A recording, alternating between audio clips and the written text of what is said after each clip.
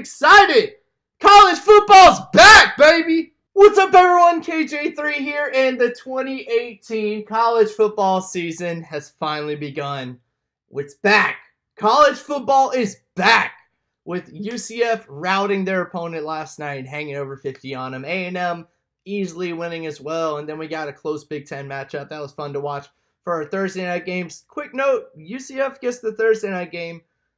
Florida gets the Saturday night game. Miami gets the Sunday night game against LSU.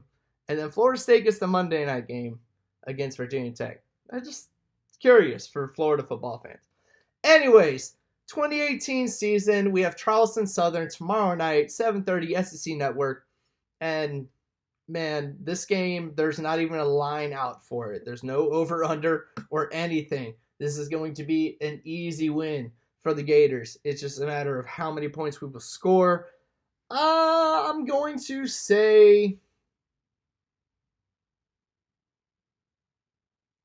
over 45, but less than 65. So I'm going to say somewhere around there we'll have between 45, 65 points. We'll probably give up, maybe 10, maybe.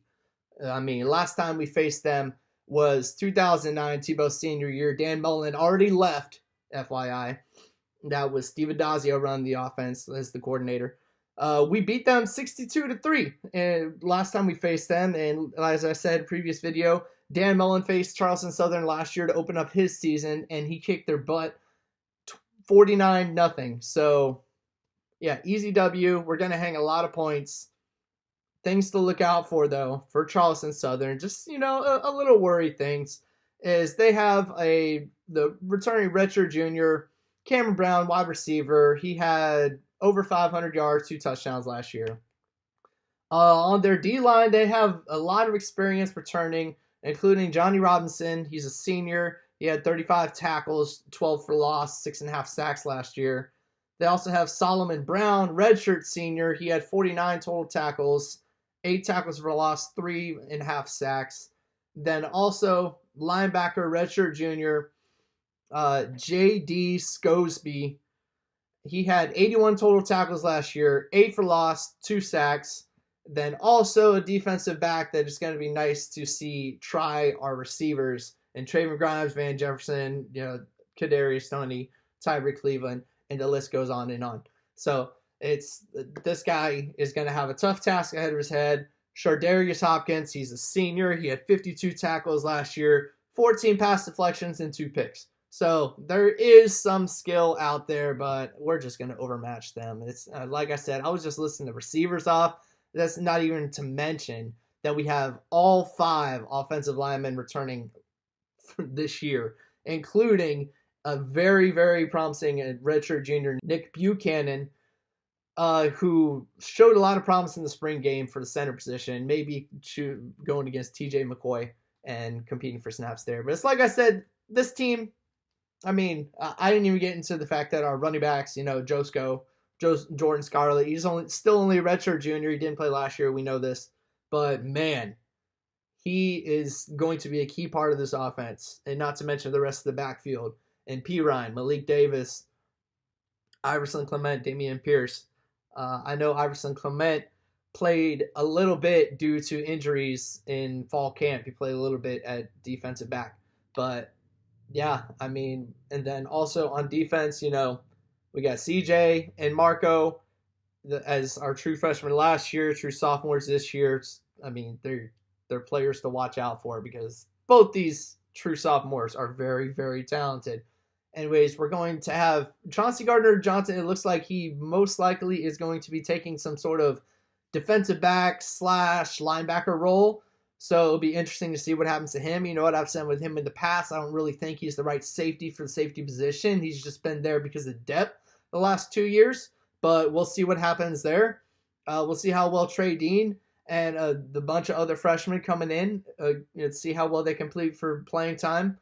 And, one thing that was listed on the depth chart this week is, I believe it was Ja'Kai Polite beat out CeCe Jefferson in terms of being number 1 on the depth chart in that position, just because Polite had such an amazing fall camp. So be on the lookout, Bolo watch for Ja'Kai Polite and him to have a breakout year this year. And then also, let's see what CeCe Jefferson does and him see if he's a more part of that 3-4 offense. Players that we're going to have injured, I heard that Jacob Copeland, we're not going to have him. He's most likely questionable to doubtful. Couple of injuries out there. Hopefully we'll get him up for playing time. Looks like David Reese, our middle linebacker David Reese, the junior, it looks like he is going to be ready to play. So, I mean, yeah, Feleipe Franks named the starting quarterback over Kyle Trask. Not really a surprise to me. It's like I've been saying this whole time. I don't really care who the quarterback is. It's whoever I believe Dan Mullen gives us the better chance to win. And that's what he said. He said Feleipe right now gives us the best chance to win. Now, for all the Feleipe haters out there, I want to remind you this. If you go back and do some recruiting history on him, because I've been following him ever since his junior year, whenever he verbally committed from LSU to Florida. Whenever he was at that high school, he didn't have an offensive coordinator, didn't have a QB coach. It was very much him running the offense, alongside the head coach. I mean, Jesus, in the state championship game, he is the one who missed a potential game-winning field goal at the end of the regulation. Feleipe Franks was out there kicking a 40, 50-yarder to try to win it. It's like, come on. Feleipe has never been coached. He's been doing everything up to now, him being a redshirt sophomore coming in this year. He's been doing everything up to now based on talent and not because he's been coached. Like I said, no offense coordinator, no QB coach in high school coming out of Crawfordville. You think he would have had that, and then no, we stick him with Jim McElwain and Doug Nussmeier. Enough said. So, yeah, they can't develop a coach to save their jobs, obviously. So, I mean, for everyone on there, calm down. Give Feleipe some chance with Dan Mullen. Dan Mullen, as we know, is the best quarterback whisperer out there right now. So, if Dan Mullen says Feleipe Franks is the guy that gives us the best chance, then let's go with Feleipe Franks. But Dan also said that he is nowhere near 100% a great quarterback. He said there's still room for development, as well as Trask and EJ, Emory Jones. So be patient, y'all. Be patient. This is going to be a transition year. It's going to be a little bumpy, but it's going to be a lot better than last year, and things are only looking up. We have such a skilled roster. Honestly, if dominoes fall our way, I can see things going for us this year and probably only having one loss and maybe being in a playoff consideration. Don't see that happening. That is a slight possibility, though, if dominoes fall our way. We'll probably have 2 to 3 losses this year, being a good year. If we have 4 to 5, then that will worry me. But y'all be patient. You already saw my video. If you haven't seen my video, go ahead and click up here. I'll put the link up there on my season breakdown and where I see this team being. And it was a 10-2 best scenario. But, if dominoes fall their way, Georgia's not as good as they are.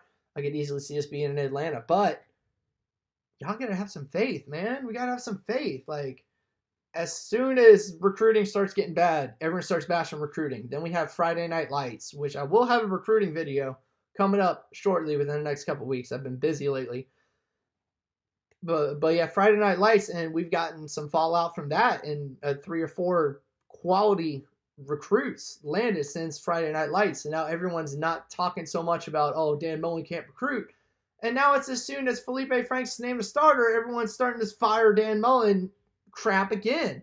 Gator Nation, I've said this before, pump the brakes. Pump the brakes. The first game's tomorrow. First game's tomorrow. You're criticizing a guy who knows way more about quarterbacks than you do, about which quarterback's going to give us the best opportunity to win. Gator Nation, calm down. Let Dan do his thing. If Felipe's the guy, Felipe's the guy. If he's not the guy, we're going to find out, all right?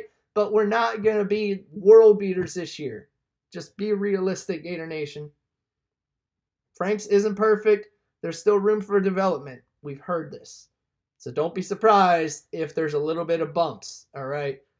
Anyways, I cannot wait. I'll be covering the game tomorrow night, and I'll be having a video up for you Monday, probably Tuesday at the latest for you guys.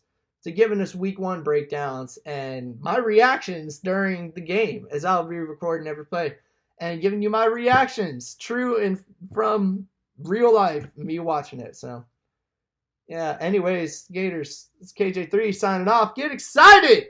College football's back, baby!